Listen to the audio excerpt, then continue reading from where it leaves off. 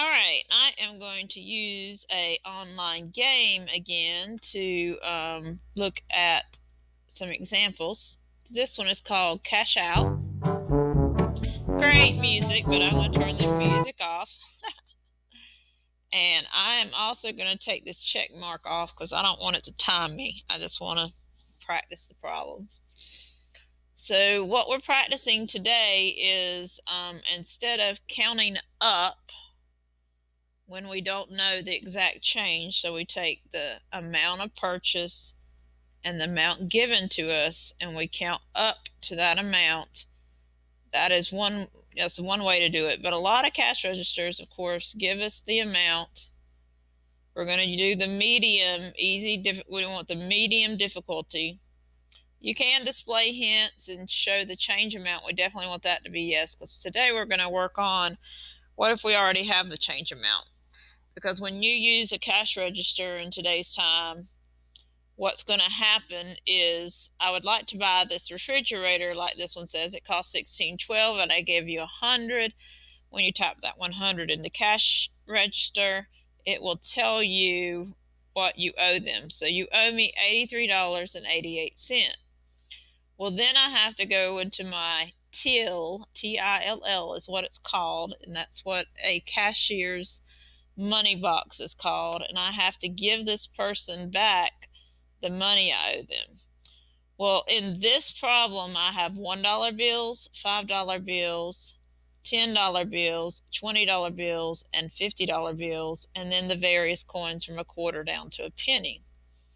So what I want to do is I start with my highest bill, and it's $83.88. Is 50 too much change? Well, no, it's not, because 83 is bigger than 50. So if I give the person $50, that leaves me with $33. Now, that is some mental math I need to do. If I take 50 out of 83, I'm left with 50. I'm left with $33.88 if I take the 50 out. So I have $33 I need to give them still. 50 is too much, so I'll go down to the 20. I was at 33. I gave them 20. That makes me up to $70. So I have 50, 60, $70. And I'm trying to get up to 83.88. So that's $70. If I give them 20 more, that would be 90. That's too much. So I'm going to have to give them a 10. So now I've given them a 50, which is 50. A 20 makes 70, and then I'm up to $80. Well, I can't give them another 10. That would be too much. I can't give them a 5. That would be too much. But if I give them 3 ones, then I have $83. 50, 60, 70, 80, 1, 2, 3. So I've given them all the dollars I need to give them. Now I need to deal with change. 25 cents. I'm working my way up to the 88 cent. So 25 and 25 is 50. 25 more will be 75. That's okay because that's still smaller than 88. But I don't want to give a fourth quarter because that would be too much. I'm up to 75. If I give 10 more, that makes it 85. So I have my 75 and my 10 is 85. A nickel would be too much because that would put me up to 90. So I'm at 85, 86, 87, 88. So now I have $83.88. And I've done that by counting up, starting with my biggest bill and working my way down. And if you go to somebody who's been a cashier for a long time, you'll see them doing this. You'll see them starting with the biggest bill, working their way down. Same thing with the coins, and handing you your change back. If you're lucky and you work somewhere that has a change machine, you just have to deal with the bills, and the change machines, like at Speedway, spits out the change part for you, but then you still have to give the bills back to the person. All right, so let's look at the next customer. I would like to buy this power drill. It costs $81.70. I'll give you $100. You owe me $18.30.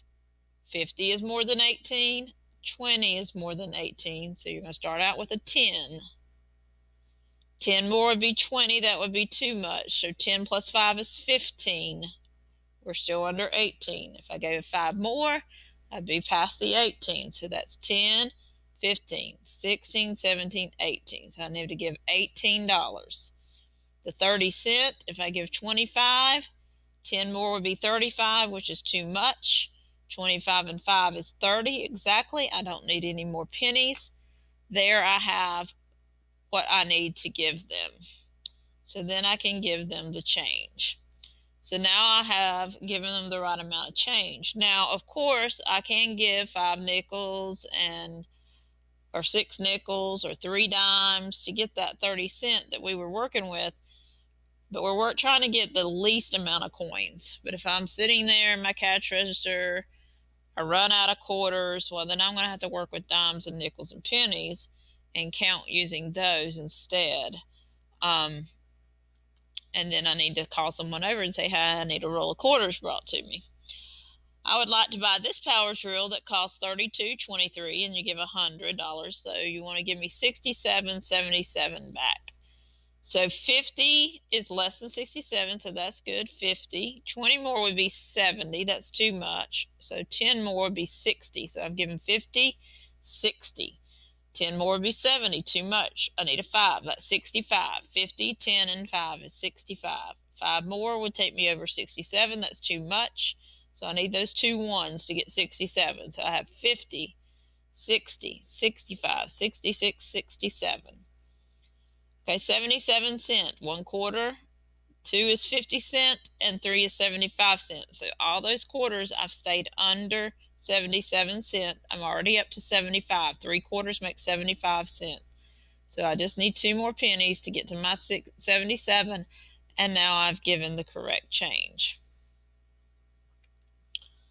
All right, let's see if we mess one up, what happens. I would like to buy this camera. It costs $39.35. I'll give you $100. You owe me $60.65.